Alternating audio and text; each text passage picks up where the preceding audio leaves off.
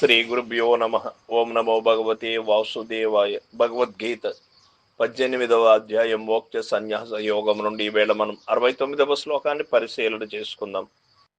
నచ తస్మాన్ మనుష్యేషు కచ్చిన్మే ప్రియకృతమః భవితా నచ మే తస్మాత్ అన్య ప్రియతరో భువి. భగవానులు చెబుతూ ఉన్నారు, మనుజులలో అట్టి వాని కంటే పై విధముగా భక్తులకు మిక్కిలి శ్రద్ధతో ఈ భగవద్గీతను బోధించువాని కంటే ప్రియమనొచ్చువాడెవడును లేడు, మరియు అతని కంటే నాకు మిక్కిలి ఇష్టుడైన వాడు ఈ భూలోకమున మరి ఒకడు కలుగబోడు అని చెప్పాడు పరమాత్మ. క్రిందటి శ్లోకమును ఈ శ్లోకమును భగవానునకు ఆధ్యాత్మ విద్య వ్యాప్తి ఎడల, గీతా తత్వ ప్రచారము ఎడల ఎంతటి ప్రీతి గలదో సువ్యక్తము చేయుచున్నవి. గీతను భగవద్భక్తులకు బోధించువాని కంటే మిక్కిలి ప్రియమనొచ్చువాడు తనకు మరి ఒకడెవడును లేడని శ్రీకృష్ణమూర్తి వచించిరి.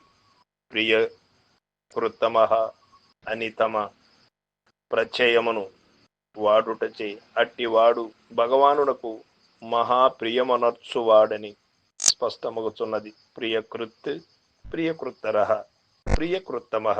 ప్రపంచములో దేవునకు ప్రియమనర్చుటకై అనేక పుణ్య కార్యములను జనులు చేయుచున్నారు. కానీ వారి అందరికంటేను ఈ గీతా తత్వ ప్రబోధకుడే అధిక పుణ్యమును సంపాదించుకొనుచున్నాడు అని చెబుతూ ఉన్నాడు పరమాత్మ. యాలయన ఆ కార్యము ద్వారా అతడు సర్వేశ్వరునకు మహత్తర ప్రియమును నచ్చుచు తత్ఫలితముగా సాక్షాత్తు బ్రహ్మ సాయుధ్యముని పడుతున్నాడు. అట్టివాడు భగవంతునకు పరమ ప్రీతిపాత్రుడు, ప్రియుతుడు అగుచున్నాడు. భూత భవిష్యత్ వర్తమానముల యందు అంతటి ఇష్టుడు వేరొకడు తనకెన్నడును లేడని శ్రీకృష్ణ పరమాత్మ అట్టి గీతా ప్రబోధకుని గూర్చి తన సదభిప్రాయమును వెల్లడించుట చూడ, అట్టి గీతా ప్రచార కార్యము మహాపుణ్యప్రదమైనదని, భగవత్ ప్రీతికరమైనదని తెలియచున్నది. నిజముగా జీవితములో భగవంతునకు ప్రీతిపాత్రుడగు నుండుట కంటే వేరొక గొప్ప విషయమేమున్నది? అట్టి వాని జన్మ సార్థకమైనట్లే కదా. జగన్నాథుడకు సర్వేశ్వరునకు ప్రియుడుగా ఉండగలుగునట్టి జన్మము ధన్యము.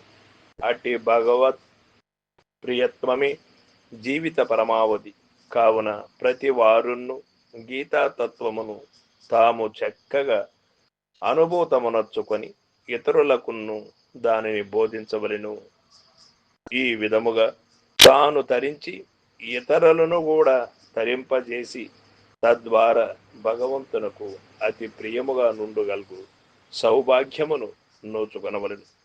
ఎవడు దేవునకు మిగుల ప్రియమగు కార్యమును చేయునో అతడు దేవునకు మిక్కిలి ఇష్టుడగును.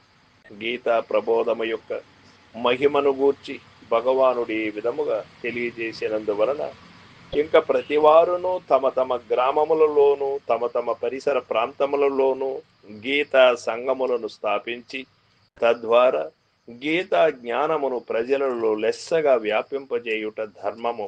అట్లు చేసినచో అది భగవానునకు అతి ప్రియకర కార్యమై ఎల్లరును వారును సర్వేశ్వరునకు మిక్కిలి ప్రీతి పాత్రులగుదురు.